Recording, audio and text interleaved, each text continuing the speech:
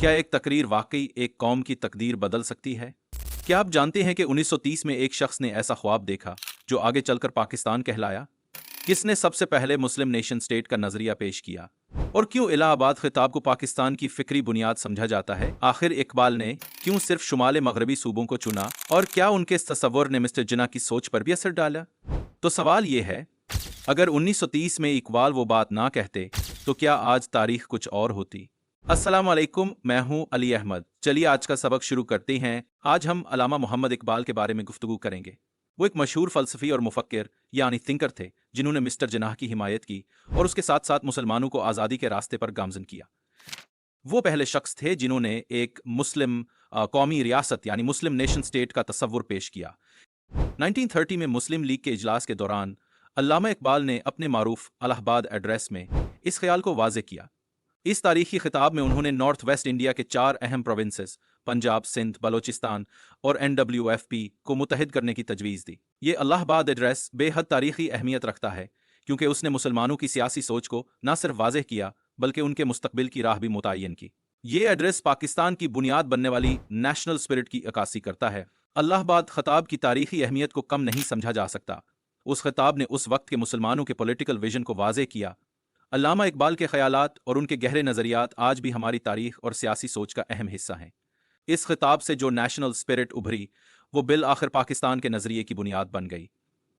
ये वीडियो हमें the round table conferences के बारे में भी मालूमात फराहम करती है। द राउंड टेबल कॉन्फ्रेंसेस एक ऐसा सिलसिला था जिसमें ब्रिटिश गवर्नमेंट ने सब कॉन्टिनेंट की पॉलिटिकल पार्टीज और प्रिंसली स्टेट्स के नुमाइंदों को लंदन मदऊ किया ताकि इंडिया के फ्यूचर कॉन्स्टिट्यूशन के फैसले में उनकी शमूलियत यानी पार्टिसिपेशन मुमकिन हो सके। ये मीटिंग्स तारीख के निहायत अहम इकदामात थे जिन्होंने आज़ाद हिंदुस्तान की राह हमवार की। ये एक ऐसी फ्रेंडली डिस्कशन जैसी कॉन्फ्रेंस थी जहां हर रिप्रेजेंटेटिव ने अपने तजुर्बात और नजरियात शेयर किए और हर शरीक यानी पार्टिसिपेंट को अपनी राय सामने रखने का बराबर मौका दिया गया। पॉलिटिकल पार्टीज यानी वो ग्रुप्स जो मुल्क के मुस्तकबिल की पॉलिसियों पर बहस करते हैं और प्रिंसली स्टेट्स जो अपने रीजन की मखसूस हैसियत पर गौर करती हैं, दोनों ने अपने अपने पॉइंट्स पेश किए। इनका मेन पर्पस था भारत के मुस्तकबिल का आइन यानी कॉन्स्टिट्यूशन डिजाइन करना। राउंड टेबल कॉन्फ्रेंसेस का ये प्रोसेस हमें यह भी सिखाता है कि मुख्तलिफ व्यूज को कैसे सुना और समझा जा सकता है।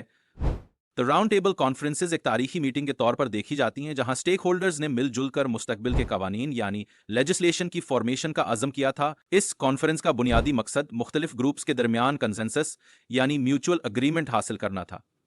अब हम फर्स्ट राउंड टेबल कॉन्फ्रेंस के बारे में बात करेंगे जो 1930 में मुनक्किद हुई थी। इस कॉन्फ्रेंस में इंडिया की तमाम स्टेट्स और मुख्तलिफ पॉलिटिकल पार्टीज के 73 रिप्रेजेंटेटिव्स शामिल थे, मगर इंडियन नेशनल कांग्रेस गैर मौजूद थी और उसकी एक खास वजह थी। मोहनदास गांधी और कई प्रोमिनेंट कांग्रेस मेंबर्स उस वक्त प्रिजन में थे जिसकी वजह से वो शिरकत ना कर सके। क्या आपने कभी सोचा है कि अगर किसी ग्रुप मीटिंग में तमाम मेंबर्स शामिल ना हो तो क्या कोई मुकम्मल नतीजा निकाला जा सकता है? जब कांग्रेस लीडरशिप ने हिस्सा नहीं लिया तो कॉन्फ्रेंस किसी कंक्लूसिव रिजल्ट तक नहीं पहुंच सकी। ये कॉन्फ्रेंस हमें सिखाती है कि पॉलिटिकल मैकेनिज्म्स में बैलेंस और पार्टिसिपेशन दोनों जरूरी हैं, बिल्कुल वैसे ही जैसे किसी कामयाब टीम मीटिंग में हर रुकन की राय अहम होती है। इसी तरह आज भी हमें यह समझना चाहिए कि हर फर्द की शमूलियत किसी बिग डिसीजन का लाजमी हिस्सा होती है। ये टीचिंग हमें यह भी समझाती है कि कंप्लीट रिप्रेजेंटेशन के बगैर कोई भी decision making process full clarity फराहम नहीं कर सकता। फर्स्ट राउंड टेबल कॉन्फ्रेंस के बाद ब्रिटिश गवर्नमेंट ने फैसला किया कि कांग्रेस को फ्यूचर ऑफ इंडिया की डिस्कशंस में शामिल करना जरूरी है। ये एक अहम फैसला था क्योंकि उससे जाहिर होता था कि बरतानवी हुकूमत अब तमाम स्टेक होल्डर्स को शामिल करने की जरूरत महसूस कर रही थी ताकि हर एक के ख्यालात सामने आ सकें। इस फैसले के नतीजे में गांधी को प्रिजन से रिहा किया गया जो कि एक बड़ा इकदाम था क्योंकि उसका मकसद इनकलाबी रहनुमा को दोबारा निजाम में शामिल करना था।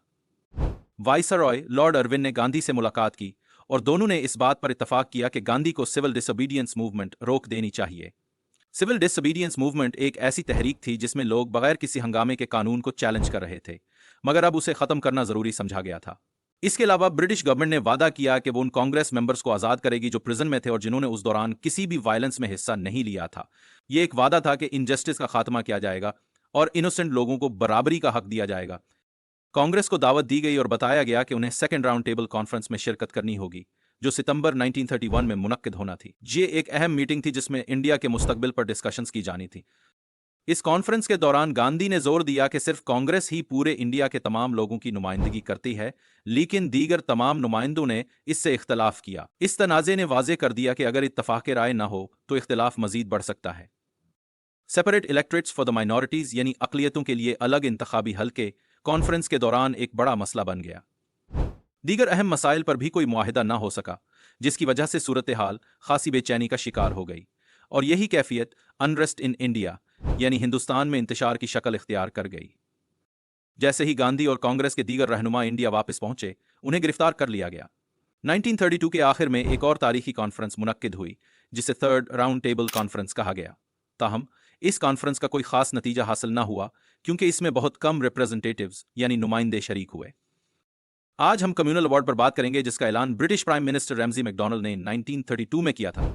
ये एक अहम प्लान था जिसका मकसद इंडिया में मुख्तलिफ माइनॉरिटीज़ के हुकूक का तहफ़्फ़ुज़ करना था, यानी इस अवार्ड के जरिए हर ग्रुप को अलग रिप्रेजेंटेशन दिया जाए।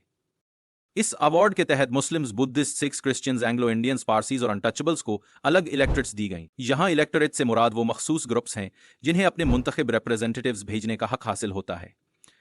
उस फैसले पर हिंदूज ने एतराज किया, क्योंकि उनका मानना था कि अनटचेबल्स को माइनॉरिटी की हैसियत नहीं मिलनी चाहिए। ये एक सेंसिटिव मामला था, क्योंकि इसने समाजी तकसीम यानी सोशल डिवीजन और इक्वालिटी को जन्म दिया। उसके अलावा सिख्स और मुस्लिम्स ने भी कुछ कंसर्न जाहिर किए थे, जबकि the all India Muslim league ने उसे कबूल कर लिया था। ये इस वक्त के सियासी मज़ाकरात यानी पॉलिटिकल नेगोशिएशंस की कॉम्प्लेक्स नेचर को जाहिर करता है, और ये कि मुख्तलिफ कम्युनिटीज़ ने अपने मफादात को किस तरह अहमियत दी। इस मौजू में हमने जिन टॉपिक्स पर बात की उनका खुलासा देखते हैं। हमने अल्लामा मोहम्मद इकबाल की बात की, जिन्होंने मिस्टर जिन्ना की हिमायत की और मुस्लिम नेशन स्टेट का तस्वर पेश किया। 1930 में इलाहाबाद एड्रेस में उन्होंने नॉर्थ वेस्ट इंडिया के 4 प्रोविंसेस पंजाब, सिंध, बलूचिस्तान और NWFP को मुत्तहिद करने की तजवीज़ दी। हमने राउंड टेबल कॉन्फ्रेंसेस के बारे में भी पढ़ा, जिनमें ब्रिटिश गवर्नमेंट ने पॉलिटिकल पार्टीज और प्रिंसली स्टेट्स को लंदन बुलाया ताकि इंडिया का फ्यूचर कॉन्स्टिट्यूशन डिज़ाइन किया जा सके। यह एक फ्रेंडली डिस्कशन थी जिसमें हर रिप्रेजेंटेटिव ने अपनी राय दी। हमने देखा कि फर्स्ट राउंड टेबल कॉन्फ्रेंस 1930 में हुई, जिसमें 73 रिप्रेजेंटेटिव्स शामिल थे, लेकिन कांग्रेस की गैर मौजूदगी की वजह से नतीजा इनकम्प्लीट रहा। इसके बाद ब्रिटिश गवर्नमेंट ने कांग्रेस को शामिल करने का फैसला किया और गांधी को रिहा किया ताकि सिविल डिसोबीडियंस मूवमेंट खत्म हो सके। आखिर में सेपरेट इलेक्टोरेट्स और कम्युनल अवार्ड पर 1932 में तबादला ख्याल किया गया, जिससे मुख्तलिफ कम्युनिटीज़ को अलग रिप्रेजेंटेशन मिलने लगी। हिंदूज ने एतराज़ भी किया, क्योंकि अनटचेबल्स को माइनॉरिटी नहीं समझा जा रहा था, लेकिन मुस्लिम्स और दीगर ग्रुप्स ने मुख्तलिफ पॉलिटिकल नेगोशिएशंस में अपना मौक़िफ़ रखा। ये सेशन हमें सिखाता है कि मुकम्मल फैसले के लिए सबकी आवाज़ शामिल करना ज़रूरी है। आइए अब एक जायज़ा लेते हैं। 1930 में अल्लामा इकबाल ने मुस्लिम लीग के एक इजलास से इलाहाबाद में खिताब किया। इसी साल सिविल डिसोबीडियंस मूवमेंट का आगाज़ हुआ और पहली राउंड टेबल कॉन्फ्रेंस भी 1930 में मुनक्किद हुई। 1931 में सेकेंड राउंड टेबल कॉन्फ्रेंस मुनक्किद हुई। 1932 में थर्ड राउंड टेबल कॉन्फ्रेंस मुनक्किद हुई। कम्युनल अवार्ड भी 1932 में अनाउंस किया गया। 1935 में हुकूमत हिंद एक्ट यानी गवर्नमेंट ऑफ इंडिया एक्ट मंजूर किया गया। आइए अब एक शॉर्ट क्विज करते हैं। क्वेश्चन 1, मुस्लिम कौमी रियासत का तस्वुर सबसे पहले किसने पेश किया? Answer option A, Allama Iqbal. Question 2, round table conferences का बुनियादी मकसद क्या था? Answer option B, to design a constitution. Question 3, communal award ने क्या फराहम किया? Answer option A, separate electorates.